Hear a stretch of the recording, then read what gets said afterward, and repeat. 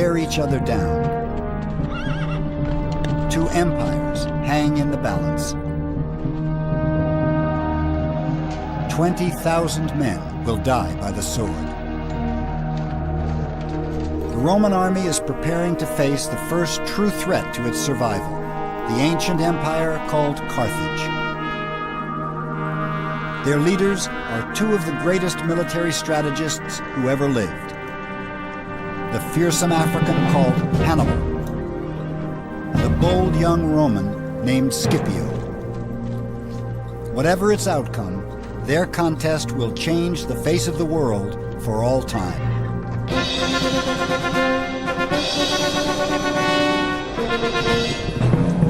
The Second Punic War, Rome versus Carthage, has reached its final crisis.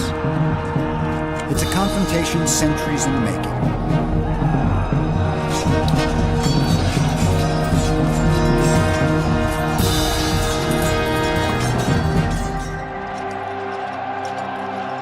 The Roman legions have been a formidable fighting machine since their earliest days. How an amateur army from a minor city grew into a force capable of conquering the world is one of the ultimate success stories of history.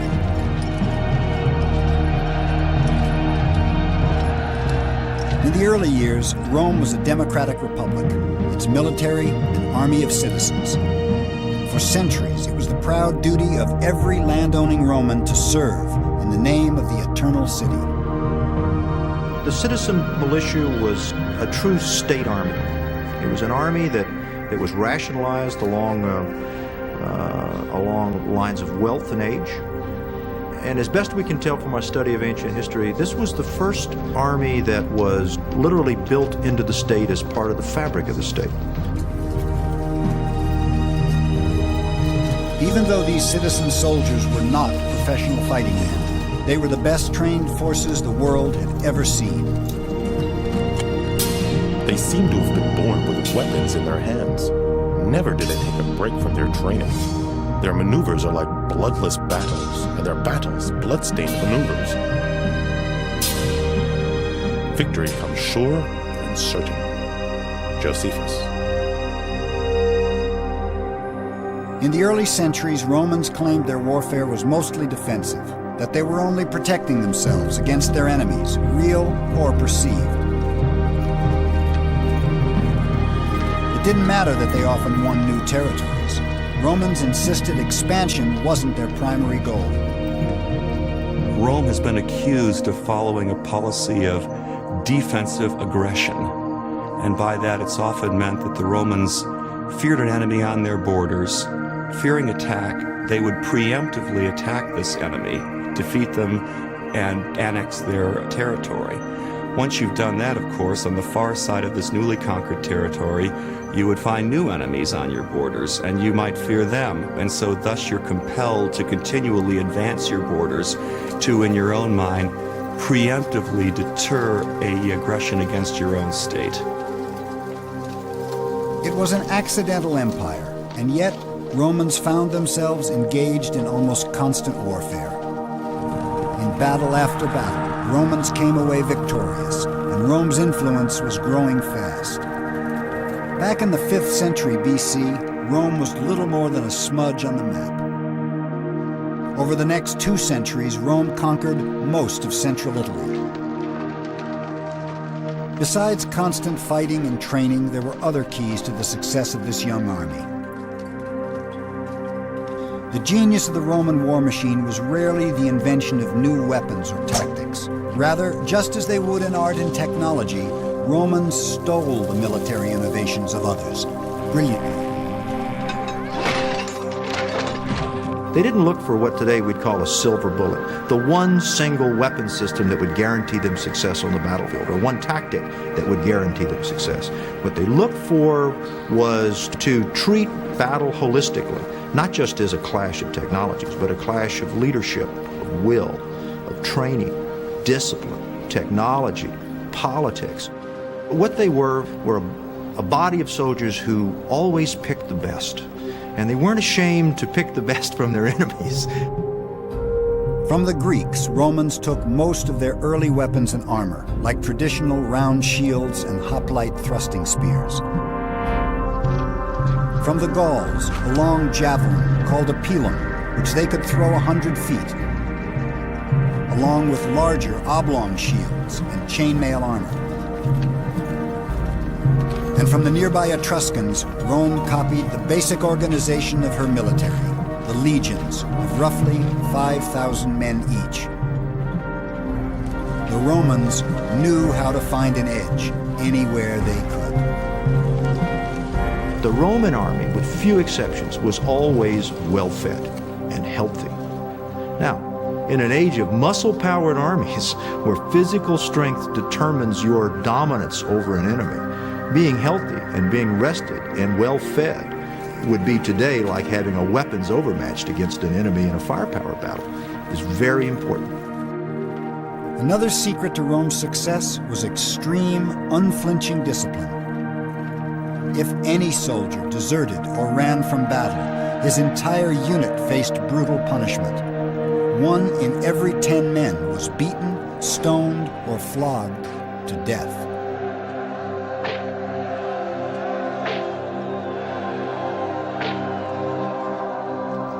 Every Roman soldier knew retreat was never an option.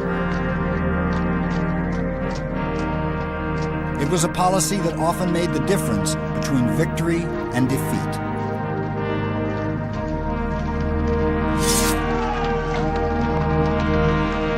In the eyeball-to-eyeball combat of the ancient world, retreat was almost always the wrong move. 2 men armed with swords and shields find it surprisingly difficult to seriously wound or kill each other. Until, that is, one of them turns and runs. It's far easier to stab an enemy's unprotected back and sides.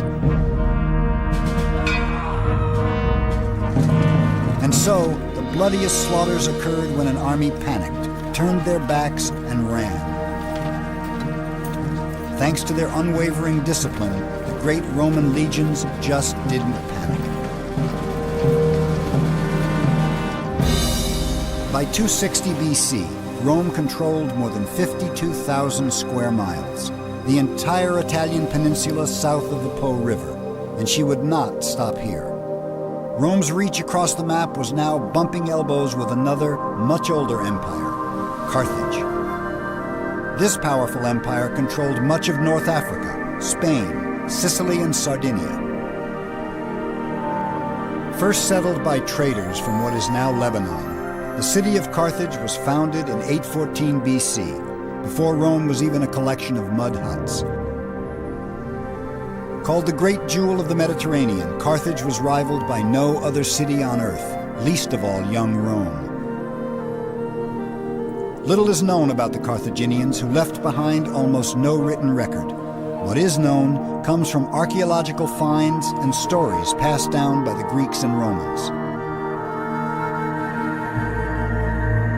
But one scrap of evidence about Carthage overshadows all others, a bizarre ritual that struck even the Romans as utterly barbaric.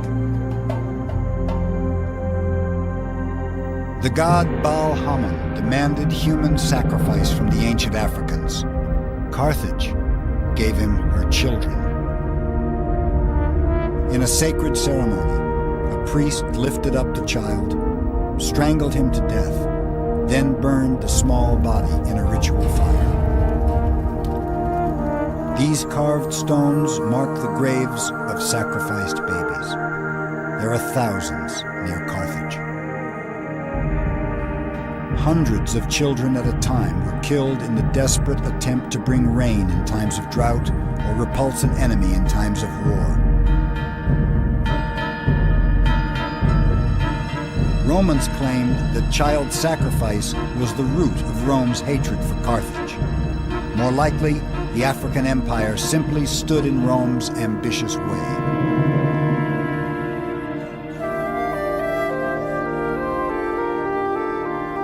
Rome continued to claim her wars were defensive, but it's doubtful even Romans believed this once she turned a hungry eye toward Africa. 265 BC. The First Punic War with Carthage seemed horribly one-sided. Carthage was a great sea power, and Romans had never fought a single battle at sea.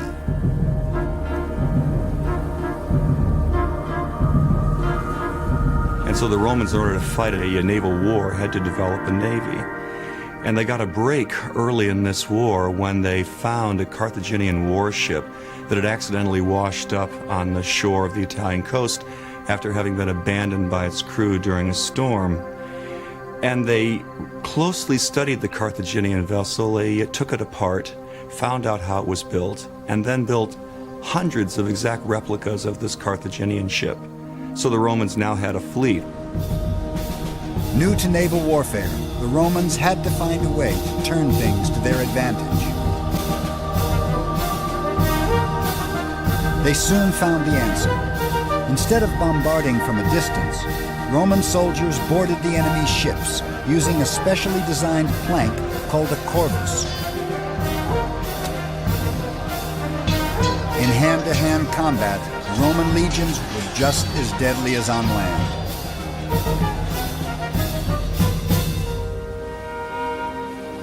It took 23 years of fighting, but the Romans won the First Punic War in 241 BC. Romans seized the rich islands of Sicily and Sardinia and forced the king of Carthage to sign a crushing treaty, giving the empire's entire treasury to Rome. It's said a young boy witnessed his people's humiliation that day. The son of a Carthaginian general looked on, bitterly, vowing revenge. The child's name was Hannibal.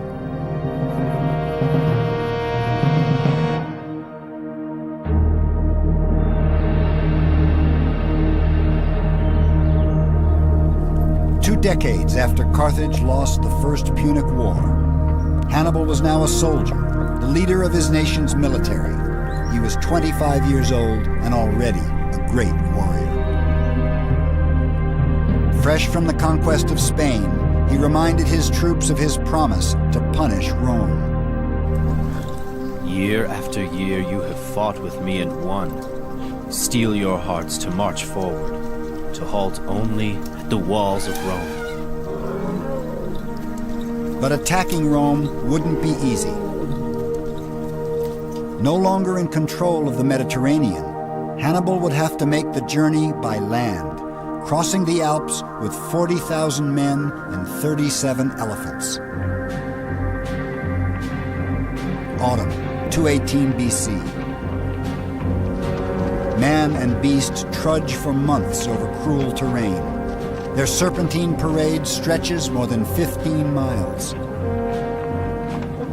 Hannibal's troops are professional soldiers, well-equipped and well-trained, and yet the long journey takes a grim toll. When they finally make it through the mountains, 1/3 of Hannibal's men are dead. Most of the horses and all but one of the elephants have perished, and yet the survivors march on. Even before the first battle, Romans see Hannibal as a potent threat. They never had to face a fiercer or more warlike foe. Carthage had long been an enemy of Rome, and they were bringing with them countless Spaniards, already battle-hungry, and would soon be raising Gauls with their insatiable appetite for blood. War was coming, and it would be fought in Italy in defense of the walls of Rome. Living. The Roman Senate raised 6 new legions, more than 30,000 men. The Second Punic War was begun. This time the deciding factor wouldn't be manpower, but strategy. Most Roman commanders were political appointees with little battlefield experience, no match for a military genius like Hannibal. Hannibal had a spark. I mean, he had many things that made him a great leader. I mean, he knew how to motivate troops. He knew how to innovate on the battlefield. He knew how to make the optimum use of the tools at his command. But In addition to that, he had that spark. He had the ability to read an enemy and find that one maneuver that would cause the enemy to collapse. In battle after battle, Hannibal humiliated the Roman legions. The most devastating defeat was the Battle of Cannae. Here, Hannibal, though badly outnumbered, managed to surround the Romans and slaughtered them. 50,000 Romans, more than half the entire Roman military, killed in the worst defeat Rome ever suffered. At last, Rome saw Hannibal for what he was, the first true threat to her survival. For 15 long years, the war against Hannibal dragged on, and large areas of southern Italy defected to him. Hannibal never lost a single battle, and many wondered how long it would be before he attacked the city of Rome. It was widely expected, of course, that he would take the city, but Rome was heavily fortified. Hannibal seems to have not had proper siege equipment. No matter how many armies of the Romans and their allies Hannibal could defeat, the Romans were always able to raise new armies, to put new armies into the field, and ultimately Hannibal failed to take the city. And yet the tide didn't turn against Hannibal until the Senate called up a military leader in the same league with the legendary Carthaginian. Publius Cornelius Scipio had the cunning and the charisma to match the so-called Scourge of Rome. The son of a general and a survivor of the Battle of Cannae, the young Scipio studied Hannibal's tactics closely. Then in 204 BC, rather than confront Hannibal in Italy, Scipio had a brilliant but risky plan, an end run. He sailed to Africa and invaded the empire of Carthage. Carthage was forced to respond, recalling Hannibal from his 17-year torment of Italy. It was the moment of truth. Scipio and Hannibal would fight a single battle to decide the Second Punic War, the Battle of Zama. The two armies gathered forces in the countryside of what is now central Tunisia. Outside the ancient city of Zama, Scipio confronted his arch-rival, Hannibal. It's believed the two men met face to face just before the ultimate battle in an attempt to make peace. Scipio refused Hannibal's terms, saying to his rival, "Prepare for war, since evidently you have found peace intolerable."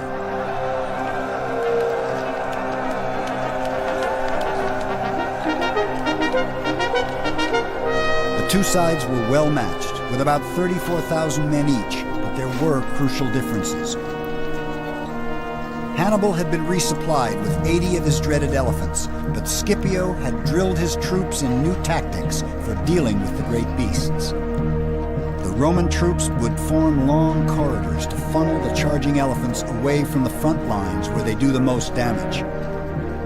Scipio also had the support of thousands of local Numidian cavalry who defected from Hannibal. Renowned as the best cavalry in the world, the horsemen added to Scipio's edge.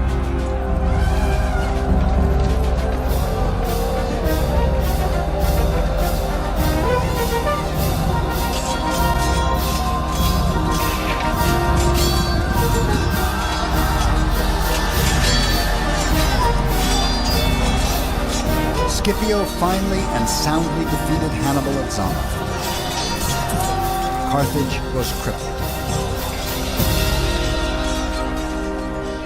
Carthage was forced to hand over all but 10 of her warships, all her elephants, and a treasure so great it would take 20 years to pay. The once great empire was impoverished and stripped of all power. Hannibal escaped from the Battle of Zama. For a time, he tried to revive his waning Carthage, but eventually fled into exile in Greece. And though the aging warrior no longer posed any threat, Rome still pursued him, determined to capture the famous Scourge. Ultimately, Hannibal denied her the pleasure. Let us free the Roman people of their long-standing anxiety, seeing that they find it tedious to wait for an old man's death. It is no magnificent victory to defeat a man unarmed and betrayed. With that, Hannibal put a drink of poison to his lips and drained his cup. But even Hannibal's suicide was not victory enough. After so many years of war, Rome still saw Carthage as an enemy and could not abide her survival in any form. In 146 BC, Rome destroyed the African Empire once and for all in the final Punic War, slaughtering 500,000 people. The pearl of the Mediterranean is ground into dust. Carthage is no more. Rome now controlled the entire Mediterranean, along with parts of Spain, southern Gaul, and the Italian peninsula. At the same time, Rome's power was spreading eastward. In all, Roman armies held more than 250,000 square miles.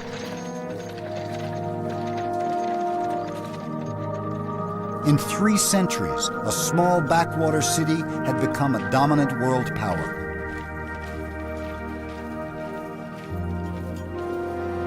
In the past 50 years alone, she more than tripled her domain. Her military was the most successful fighting force the world had ever known. No power on earth could truly threaten her, and every nation in her reach had reason to fear. But success wasn't all it's cracked up to be. More than a century after the wars against Carthage began, Rome was left drained, both financially and emotionally. War-weary Romans had lost hundreds of thousands of sons to bloody battles in faraway lands. Surviving soldiers had been fighting so long, they barely remembered their homes. One thing became clear. A non-professional citizen army was no longer adequate for an empire the size of Rome's. It would fall largely to one man to professionalize the Roman military, a general and politician named Gaius Marius. Marius saw the need for far-reaching changes in the structure of the Roman army. To be a soldier would now be a career in itself, not merely a sideline for landed citizens.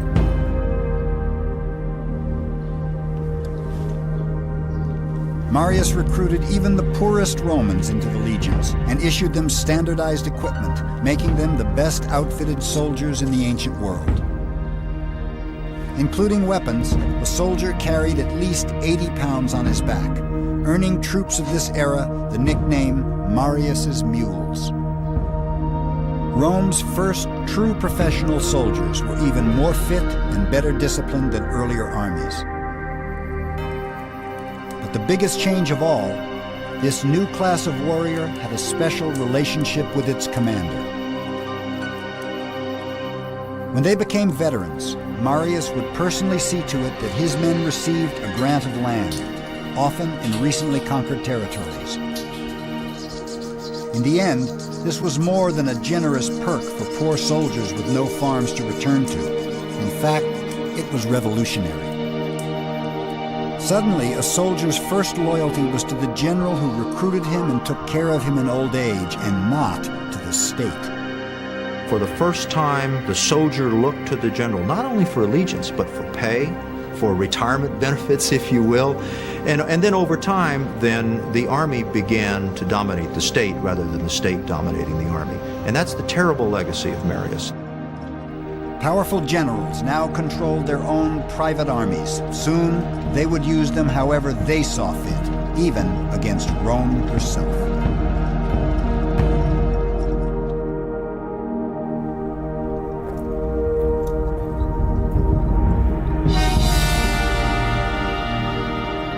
By the 1st century BC, a powerful general called Lucius Cornelius Sulla would be the first to cash in on the loyalty of his men. And Sulla was famous for commanding the affections of soldiers. It was Sulla more than anyone else who set the example. In order to corrupt and win over the soldiers of other generals, he gave his own troops a good time and spent money lavishly on them. He was thus at the same time encouraging the evils of both treachery and of debauchery. Plutarch. In 89 BC, when the Senate ordered Sulla to hand over control of his army in southern Italy, he refused, and his troops remained fiercely devoted to him. Armed with 6 renegade legions, more than 30,000 men, Sulla then did an astonishing thing. He marched on the city of Rome. Once in control of the city, Sulla's soldiers went on a bloody rampage. Hundreds of Sulla's political enemies were then rounded up and executed, and he was the first among several generals who was to use his military forces in this way. Sulla planted his own supporters in power and quickly left the city in peace, but nothing in Rome would ever be the same. A Roman general used his troops to enforce his own political power. It was the first time, but it would by no means be the last. Soon, another Roman army would march against Rome, led by a great leader, politician, and general. A man named Julius Caesar.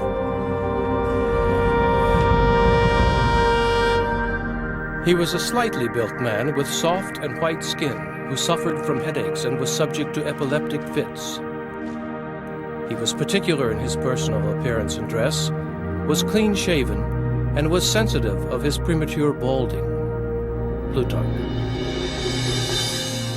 Shrewd and intense, the future dictator clearly saw his path to power.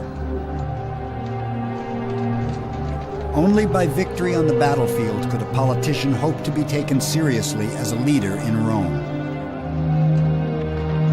Now 40 years old, Caesar needed a war to win, and the obvious choice was to make one of his very own, in a place called Gaul. The Senate named Caesar governor of 3 provinces, Illyricum, Cisalpine, and Transalpine Gaul, the only parts of Gaul Rome controlled. Caesar hungered for the rest. The Gauls had long been the most powerful and successful people of northern and central Europe. By Caesar's time, they dominated the lands of modern France, England, and Ireland. The Romans considered them barbarians, but Gallic culture was actually quite advanced. And yet, what the Gauls were most famous for was their bloodlust in battle. They excelled in psychological warfare. They wore body paint and caked their hair with lime and mud, terrifying the methodical Romans. 5 million Gauls stood between Caesar and the glory he craved. If he could add the lands of modern France to Roman territory, he would hugely increase his reputation and his power. In 58 BC, on the excuse of stopping a Gallic tribe from entering Roman territory, Caesar moved his legions into Gaul. And for the next decade, the bold general does precisely what he set out to do: conquer. Tribe after tribe, battle after battle, Caesar prevailed against the Gauls again and again. By Caesar's own accounts, it was a slaughter. The campaign in Gaul of Julius Caesar is very well known, and very often people see it as somehow epitomizing Roman imperialism. What people forget is that Julius Caesar was proud of the fact that in Gaul he killed 1 million Gauls. That's genocide. Though he's considered one of history's great generals, Caesar was not a tactical genius. Instead, he had incredible fortitude and a genius for inspiring others. Caesar won the devotion of his soldiers by marching alongside them, eating the same food and sleeping on the ground as they did. He forged a military machine during these campaigns, the likes of which had not really been seen prior to this in Roman history. He built an army composed of troops that were fanatically loyal to him, particularly the legionary infantry who fought along with him.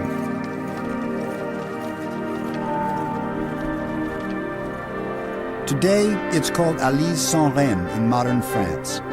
In 52 BC, it was known as Alesia, the decisive battleground for Caesar's campaign. The Gauls were united under a legendary warrior chief called Vercingetorix.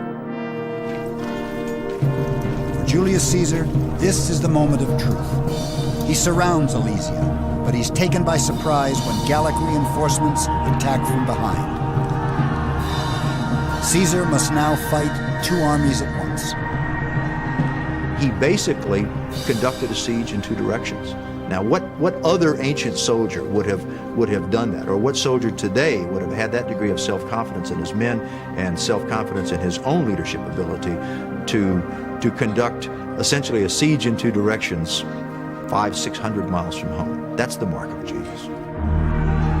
He's outnumbered 5-1, but Caesar's troops eventually win the battle, capturing the infamous Vercingetorix. It was the last stand for the Gauls, and it made Julius Caesar one of the two most powerful men in Rome and the world. The other was a general and politician named Gnaeus Pompey, long a rival of Caesar's. The ambitions of these two men would soon launch Rome headlong into a bloody struggle for her own survival.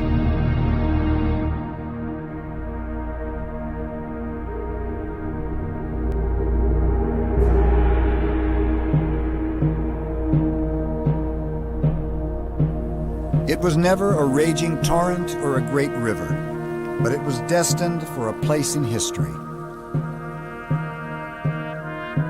Its very name has come to mean a boundary and an irrevocable decision. The Rubicon. For Caesar, at first it was simply the southern boundary of his province in Gaul. It would soon become a great deal more. The Senate recalled Caesar to Rome, but ordered him to leave his legions behind. He was between a rock and a hard place. He had to go to Rome, but if he went unprotected, he'd almost certainly be murdered by Pompey's supporters. He believed he had no other choice but to call on the loyalty of his men. He turns to his troops and says, "I'm being insulted by the state. Do you think this is a good thing? Protect me, defend my position in society." That's what the troops were marching for. At least that's how Julius Caesar put it. It was a high-stakes game of chess using real armies. In 49 BC, in bold defiance of the Senate, Caesar took his army out of Gaul across an unassuming little stream.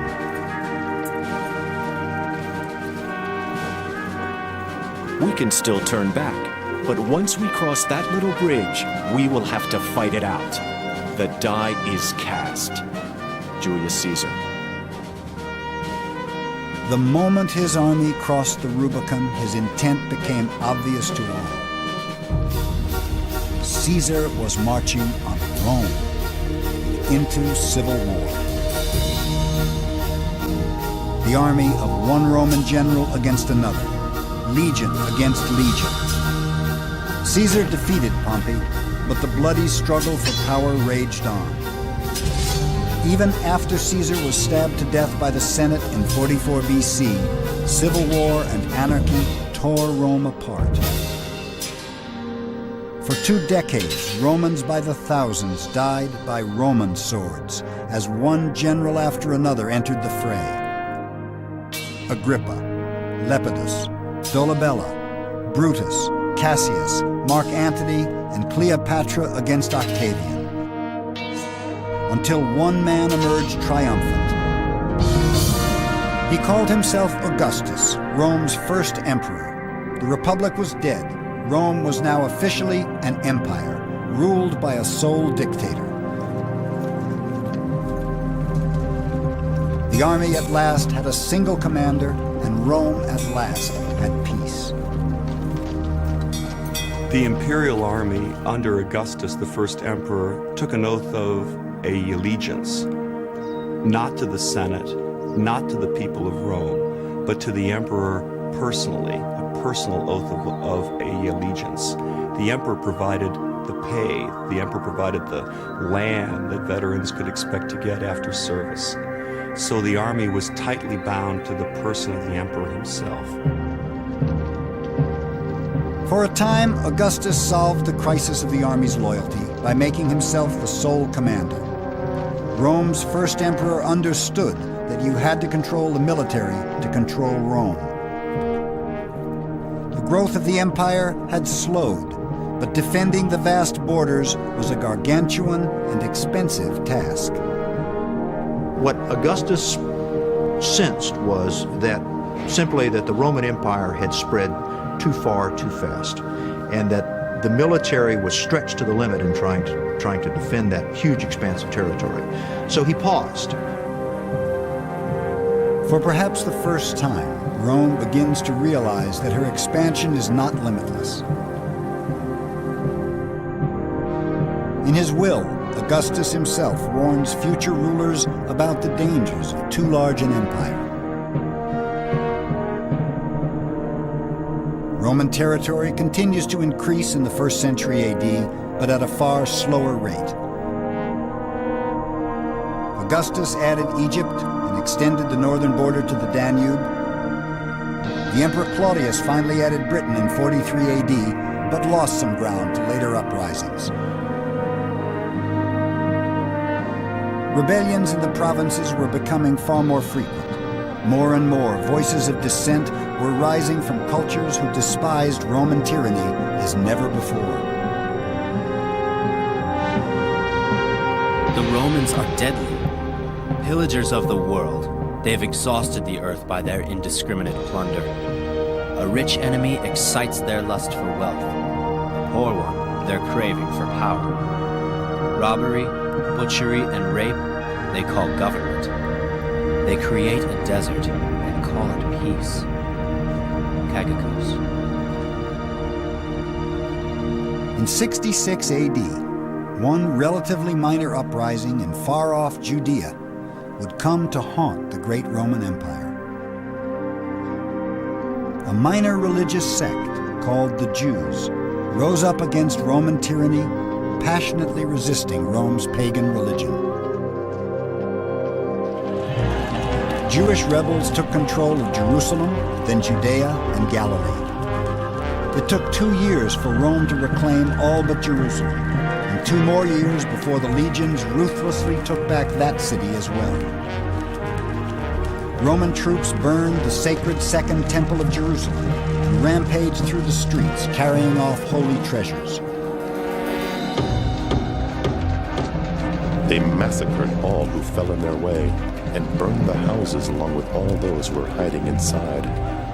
Soldiers ran swords through so many that they choked the streets with the dead and deluged the whole city with blood. So great was the flow of blood that it often actually quenched the flames. Josephus.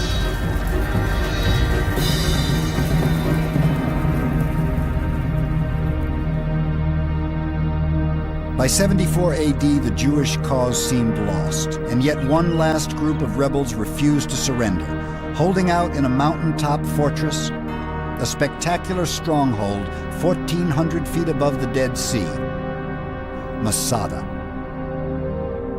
Entrenched atop this mountain, 960 determined rebels looked down on an entire legion of 5,000 Roman soldiers. The haunting outlines of their camps can still be seen today. The Roman forces were experts at siege warfare, relying on catapults, stone throwers, and firebrands. But the natural fortress of Masada proved too steep for siege weaponry to do much damage from the ground. Using thousands of Jewish slaves and their own soldiers, the Romans started building an enormous ramp of stone and dirt to the top of the mountain. Even though construction would take nearly a year, the legions knew that time was on their side. It was a very dramatic, slow, meticulous, well-engineered campaign that sought to demonstrate to everyone in the area that the Roman army simply couldn't be beaten.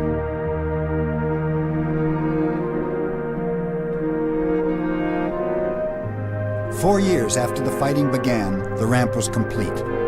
Romans bombarded the fortress and set it ablaze.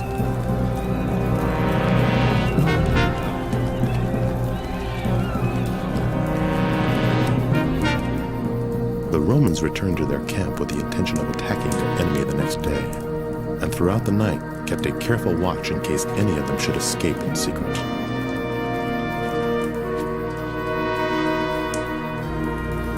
But there would be no final battle. In a sense, the Jewish zealots did escape defeat and death by Roman arms. Long ago, we resolved to serve neither the Romans nor anyone other than God himself. We have never submitted to slavery, and we must not now. Let our wives die unabused, our children without any knowledge of slavery. Ben Yair. They drew lots, choosing 10 men from among them who would slay all the rest. Then they offered their necks to the stroke of those who executed that melancholy task.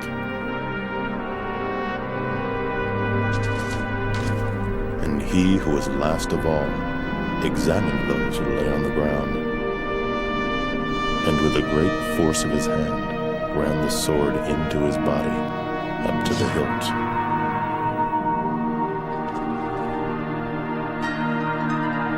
During the long night, more than 900 devout Jews turned their swords on themselves. When the Romans came upon the rows of dead bodies, they did not exult over them as enemies, but admired their resolve, and the way so many of them had shown an utter contempt of death in taking their own lives without a tremor.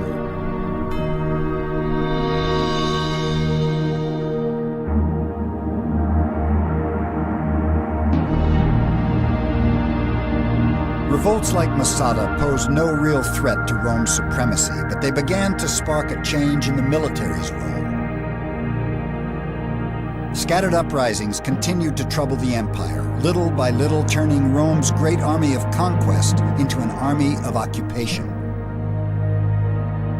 Trajan was the last Roman emperor to substantially add to the empire. Under his rule in 117 AD, the Roman Empire reached 2 million square miles. Trajan added modern-day Romania, Armenia, and lands to the east, expanding the empire to its greatest size ever. He briefly held territory as far east as the Persian Gulf. The legions now patrolled a vast frontier, from the edge of the Sahara Desert to the frigid Carpathian Mountains. From this point onward, Rome concentrated on shoring up her empire. The days of conquest were over. It was the Emperor Hadrian who formalized this policy.